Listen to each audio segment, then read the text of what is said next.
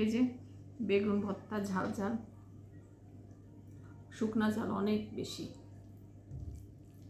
মজা লাগে আসলে শুকনা ঝালের ভর্তা খেতেও। বিসমিল্লাহ।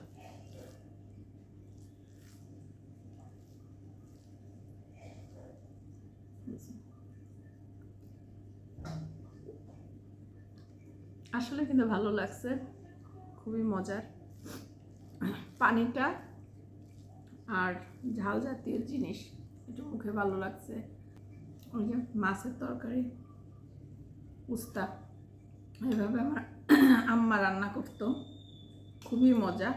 এই যে তরকারি, আপনার এটা আলু একটু ছোট ছোট করে চচ্চড়ি মতন। আর রুয়াবজা ছিল, বাইরেই ছিল, ফ্রিজে না। চিনি বাদে, তুমি মোটা মানুষ, চিনি দিয়ে খেলে মুখে স্বাদ বেশি লাগে কিন্তু ক্ষতি বেশি। এটা হলো ছোট ভেটকি মাছ আছে, ভেটকি মাছের এই যে উস্তা এভাবে